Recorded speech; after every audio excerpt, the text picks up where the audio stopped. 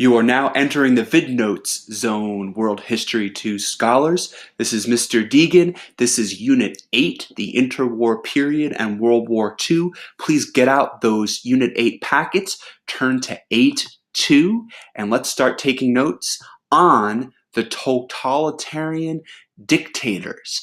These four men will be discussed today.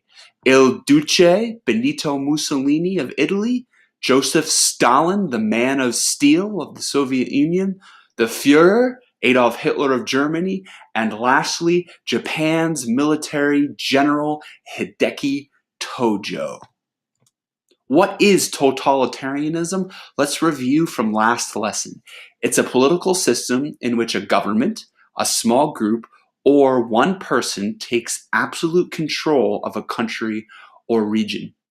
The guiding questions for today. Why did dictators rise to power in Germany, Italy, Japan, and Soviet Union?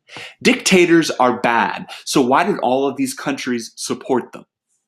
And how did the dictators affect the world when they came to power? Let's find out. Why did dictators rise to power? Let's jot this down.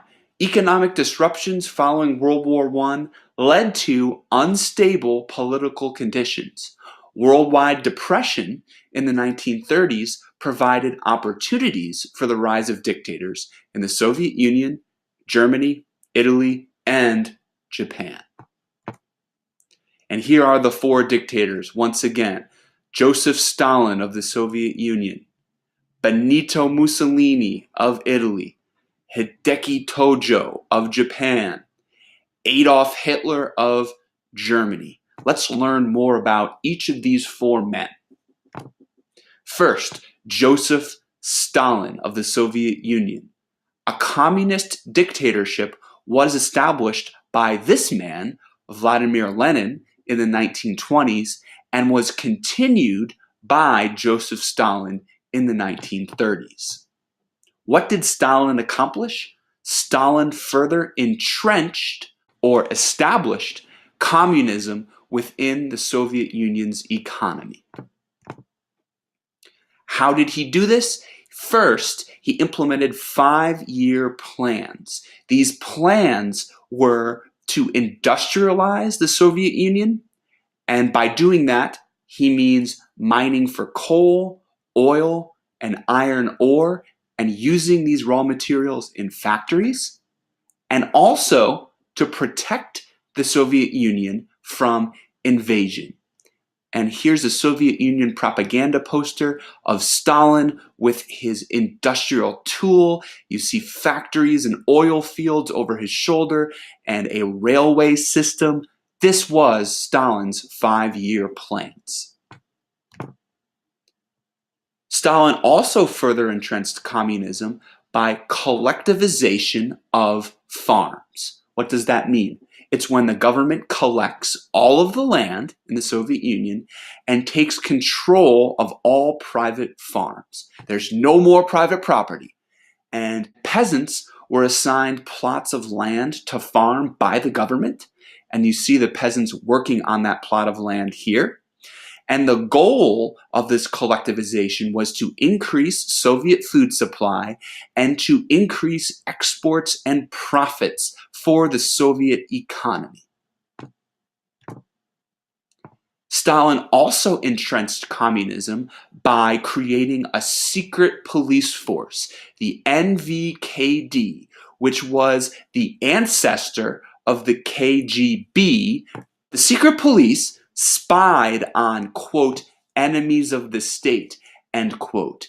If Stalin became paranoid of people criticizing him, he would stick the police on them. And this is the logo of the NVKD. Stalin also accomplished the Great Purge in the 1930s. What is this? So Stalin becomes paranoid and suspicious of all political opponents. In other words, he loses his mind. Stalin ordered the Soviet secret police to round up all citizens he saw as a threat to his power, including military leaders that were a part of his inner circle, men he used to trust. Now he doesn't anymore. As a result, millions of citizens were executed and put to death, or they were sent to labor camps in Siberia. This orange slice here is where Siberia is located. It is a mountainous region of Russia that is cold and not suitable for living. But that's where the Soviet citizens went, and in these labor camps called gulags, they were forced to work 10, 13-hour days. Here are some Soviet labor campers mining, and here are some Soviet labor campers in gulags who are building a canal for the Soviet government. The Great Purge killed more citizens than Hitler did during the Holocaust. On to Benito Mussolini of Italy. Mussolini formed a political group called the Black Shirts, and their goals quickly became to maintain order in Italy and to fight off the communists using force. How did Mussolini gain power in the first place? Here is Mussolini, a young Mussolini, on his famous march to Rome in October 1922. He starts at the city of Naples and marches northwest to Rome. And he says, "Our program is simple. We want to rule Italy." He stages a coup d'etat, meaning a takeover of the government, much like Napoleon did in France. And he overthrows King Victor Emmanuel III in his 3-day march to Rome.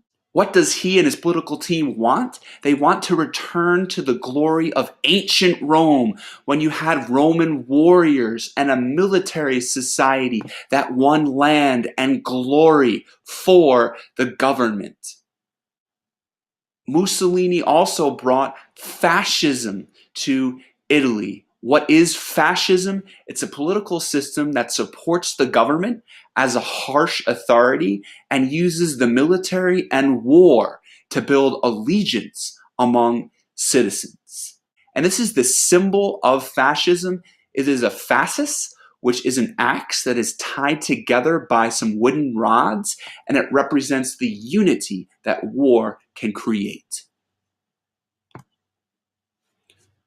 Mussolini also invaded Ethiopia in 1935. Why did he do this? To gain land and influence in Europe and around the world.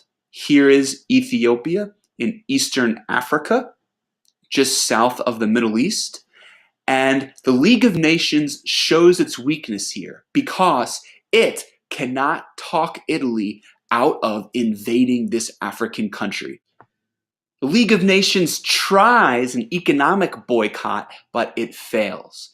As we remember, they don't have a military, so they can't use that. And Mussolini successfully invades Ethiopia.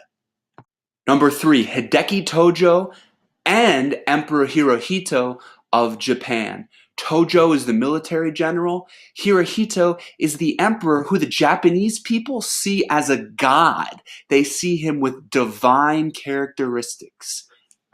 And Japan emerged as a world power after World War I and conducted aggressive imperialistic policies in Asia. They want to dominate their neighbors. How does Japan modernize? Let's remember back. 1854, U.S. Commander Matthew Perry opens Japan up to world trade. And in 1868, the period of the shogun rule ends. Once Japan starts to trade, it industrializes and it must feed its factories with raw materials. How does it do that? It takes over. It attempts to get raw materials by invading Korea. Here is North and South Korea in the Pacific, Manchuria, and China. Here is China just north of Korea, and here is Manchuria. So here's Japan, here is Korea, and just north of Korea is a chunk of land called Manchuria. Japan wants to invade all of these places and does. How does Tojo come to power anyway? Well, he is a military general who leads the invasion of Manchuria, gaining the respect of leaders in Japan, and he is named Japanese Prime Minister in 1941. So in 1941, how does America respond to Japan's militarism, building up its military? Economically, America cuts off Japan's supply of scrap metal and oil. 80% of Japan's oil comes from the US, so that's a big blow. The US also freezes all of Japan's assets in the USA and closes off the Panama Canal, a key trade route in Latin America. What does Japan do after these economic sanctions? Boom, explosion, Pearl Harbor in Hawaii. Here's one of the Hawaiian islands, Oahu. That is where Tojo and the Japanese attack America on its own soil. The fourth dictator is the one you're probably most familiar with, Adolf Hitler of Germany, nicknamed the Führer, which is German for the leader. He is a member of the Nazi Party, and he promises hope. Unsere letzte Hoffnung, our last hope, reads this Nazi propaganda poster. Germans experienced price inflation and economic depression after World War I, so Hitler takes advantage of that. What did the Nazis believe? So Nazi is a short way of saying Nationalsozialistische Deutsche Arbeiterpartei, aka in English, the National Socialist German Workers' Party. What did it believe? In a strong central government with a strong leader, Führer. The Nazis were anti-minority, especially Jews. The Nazis were anti-democracy. There was a distrust of an average person's decisions. The Nazis believed in militarism and that the building up of an army would create extreme nationalism.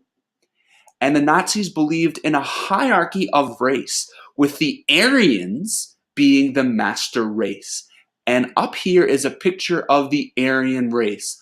Blonde hair, blue-eyed, that was the Nazis' ideal race. And here you see extreme nationalism. Thousands of Germans and military members gathered for a rally. How did the Nazis take power? After World War I, a democratic government takes over Germany called the Weimar Republic, and two radical groups in Germany oppose the Weimar. It is the communists and the Nazis. In 1933, Hitler becomes the chancellor or leader of Germany, as German voters show much support for the Nazi Party, not so much for the communists. So the Nazis then invade Austria in 1938, Czechoslovakia in 1939, and Poland in 1939. Why? Because the Nazis and Hitler want Lebensraum, living space, for the German race. Let's take a look at this map. Here's Germany, here's Czechoslovakia to the south, here is Austria further south, they are taken over, and to the east is Poland. Once Germany invades Poland, it triggers the start of World War II. And World War II is the topic of our next lesson. Before this lesson is over, please, please, please earn 30 points out of 30 and do your summary questions now. And when you're done with your summary questions, a preview. Next lesson is the major events of World War II, from the German invasion of Poland all the way through the US decision to drop 2 atomic bombs on Japan. Until that lesson, this is Mr. Deegan signing off.